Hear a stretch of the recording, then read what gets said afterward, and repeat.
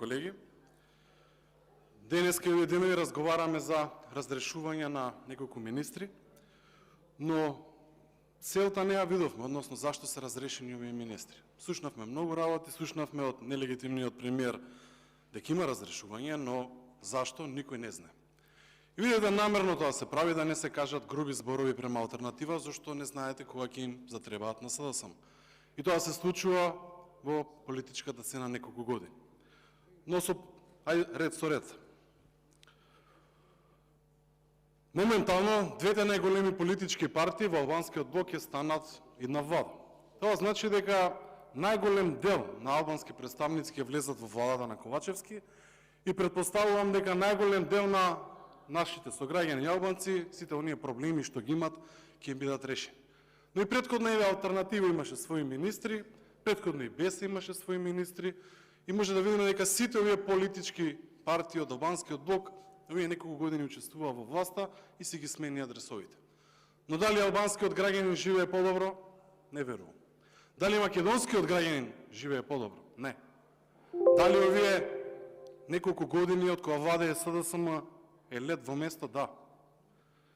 Дали нешто ќе донесе подобро во овие 10 месеци ако влезе Алијанса во владата? Апсолутно ништо. Но што се работи? Се работи за една интересна работа што ја слушнавме од нашата колешка од алтернатива, која вели дека во минатиот период кога се составила владата на СДСМ, замислете дека друг премиер од друга држава помагал да се состави. Тоа е директно вмешање во внатрешните работи на една држава. И тоа е многу сериозно. Но се поставува прашањето дали од други центри се контролира и самата политика во Македонија. Тоа е многу сериозно прашање. Дали и власта и опозицијата, поготоа албанска, е контролирана од други центри? Тоа е многу сериозно прашање. Дали не треба да има албанска опозиција? И тоа е многу сериозно прашање, но јас мислам дека е многу погрешно. Во Македонија треба да има силна албанска опозиција. И да, слушнавме доста работи за време на изборите, во избори каде што имаше представници во сите изборни единици, каде што слушнавме надпревар на идеи, имаше политики, се разбира, но Алијанса секогаш го напаѓаше ДУИ, алтернатива го напаѓаше ДУИ, го напаѓаа СДСМ, се разбира понекогаш и ВМРО, но сега ги гледаме сите гушнати заедно меѓу себе да не се нападнат.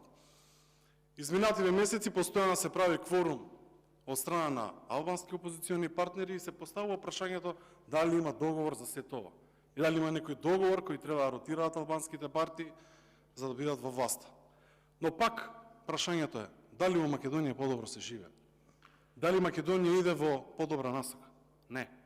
Преку 74% од граѓаните сметаат дека Македонија се движи во погрешна насока.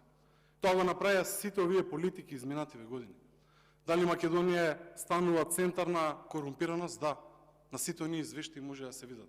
Дали сите овие министри што се смени изминативе години подобрија нешто? Не. Дали оваа влада ќе донесе плюс реформи? Апсолутно не.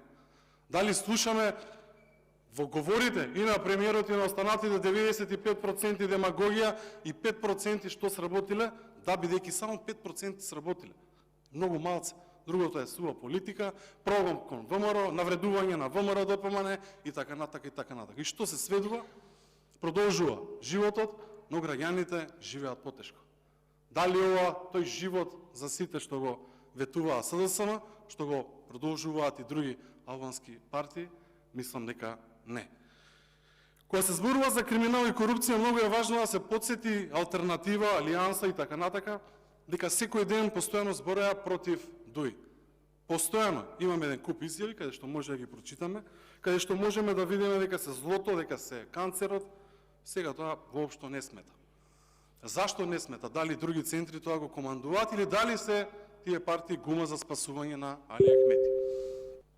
Но верувате дека овој период може да се случи историја. Таа историја може да ја направи Алијанса. Доколку само излезе од оваа игра, моментално што се случува, односно не сака да биде дел од власта, и во тој момент ќе падне оваа влада. Така ќе бидете појака партија, така ќе добиете повеќе симпатизери, ќе го победите ДУИ. Но дали тоа ќе го направите? Не знам, ќе видиме овие денови. Но ако не го направите тоа, верувате дека секогаш ќе бидете можеби втора или трета албанска политичка партија, според моје мислење, во албанскиот блок. И дали им помагате на ДУИ? Апсолутно.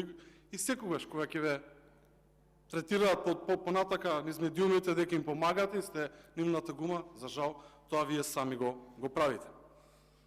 Дали македонците и македонскиот народ овој пат ќе бидат представени како малцинство, односно ќе има апартхет еден македонски во власта, најверојатно, бидејќи се повеќе функции се даваат на политичари од албанскиот блок, и тоа не е лошо ако се навистина квалитетни луѓе.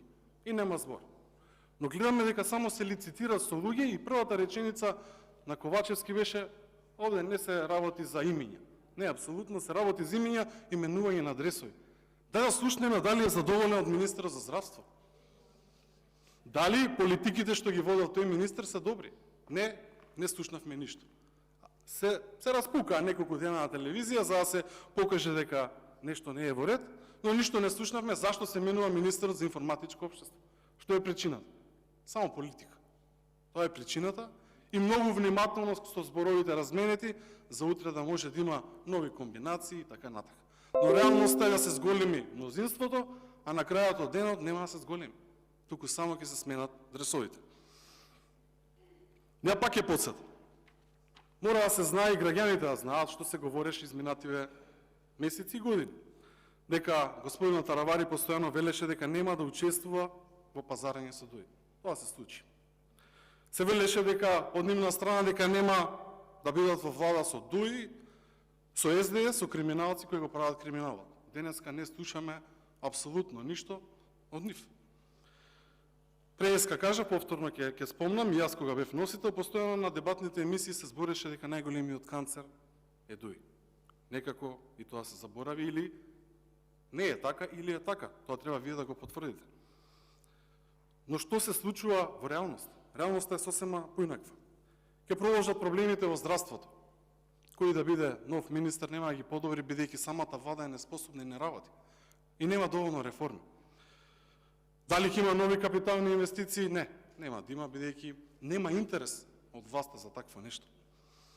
Дали ќе продолжи Македонија да биде најзадолжена држава? Да. Иако сега слушнавме дека најверојатно министерот за правда не го подпишал, не ја подпишал обврзницата, па нема да успее, па да видиме што ќе се случува. Значи партиска битка на секое поле.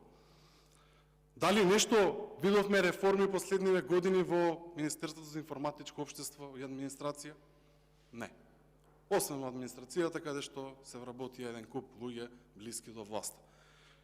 И се тоа е многу едноставно вака да се игра гимнастика од луѓе кои не излегле на избори. Од луѓе кои не се легитимни, како премиерот Ковачевски, кој што никогаш не застанал и не ветил нешто пред граѓаните. И сега гледа на секој било начин како да се задржи својата фотелја, бидејќи тоа е целта. Власт, моќ, тендери, но пред се моќ. Моќ за да се опстане на власт.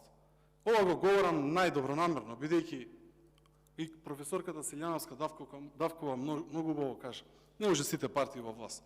Потребна е силна опозиција. Потребни се политичари кои ќе прекосат на овие работи. Но за жал, со некои големи политики што ги мислите дека ќе се случуваат во наредните периоди, во главата само за партиски интереси, за не знам некои ваши математики дека ќе победите на некои следни избори, дали се председателски или предвремени, верувајте дека тоа нема да биде така. Бидејќи преку